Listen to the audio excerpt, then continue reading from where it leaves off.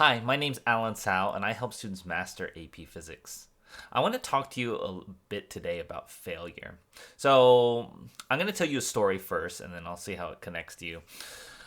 So, my kids, they're pretty young. They're elementary, younger, kindergarten, and third grade, and they're doing a martial arts class. And they have to do like some difficult things sometimes. They have to do tasks, they have to punch, they have to kick, they're making all kinds of mistakes. And one of the things you'll notice about them when kids are really young is that they'll make mistakes and they'll be fine. They'll just be like, "Oh, I'm just gonna keep trying until I do it." And I want you to realize that that is kind of how you all were. All kids are like this. They're not afraid of looking dumb or making mistakes or kind of failing at things because they know that's how they learn. You ever see like a little kid, like a baby learning to walk? They fall down all the time. Like it takes a lot of mistakes before they get good at it, right? And somewhere along the way, we all sort of get in our own heads that failure is a bad thing. You shouldn't be failing. You should be succeeding at everything that you do. But in reality, the main way you learn the core skills when you are young, the most critical things, the most difficult things at the beginning, like learning a language without knowing what language is, right? That's extremely difficult. It requires a lot of failure. And that's the only way you can get success.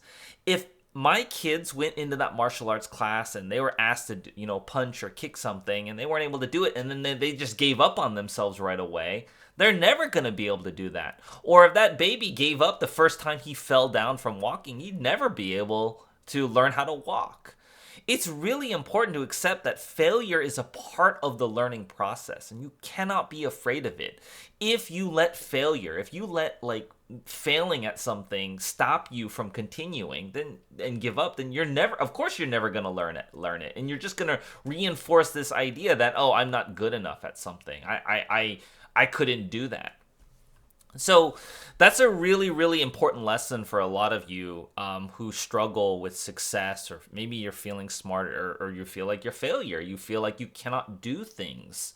The biggest thing that you need to get over is failing is a normal part of the learning process. Failure just means you haven't learned it yet, and you're going to learn it if you keep trying at it.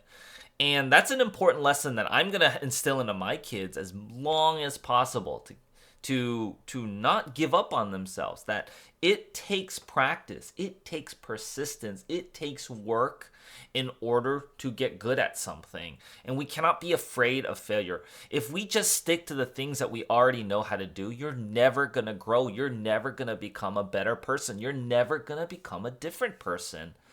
If you are constantly afraid of failure, you're just going to take the easy things and you're never going to learn and grow. I'm a boomer and I still have things that I need to learn and grow at, and I cannot be afraid of failure. And if I am afraid of failure, then you guys would not have all of this content, all of these things that I've made out there if I was afraid of failure. You go back and look at some of my videos from just, that were published a few years ago. They look terrible. And the camera, I don't know, just go back and look at some of the old videos. Some of you guys still like them, all right? Like, it's every year, there's always a new batch of kids who appreciate the videos. But I look back and I'm like, oh, man, and if I, at the moment, looked at it as a failure and just gave up, then I wouldn't have affected as many of you as where I'm at today. So just really, really, you cannot be afraid of failure. Failure does not mean that you're not good enough at something. It just means you're still part of that, and you're still learning something new. If you are doing things that are just easy and you can do without having much effort in, you're not living up to your potential. I don't like to work with those kinds of students who want things easy and handed to them, that just things come naturally. Those are not the kinds of people who are going to do big things in the world or have a really great life, ultimately. Those are people who are always going to take the safe way out for everything. And ultimately, those are not the people that I really like to work with. I want to work with people who want to challenge themselves, who are not afraid of messing up and having failure and making mistakes, because that is the kind of person who's going to grow and going to go places, going to go do some amazing things in the world.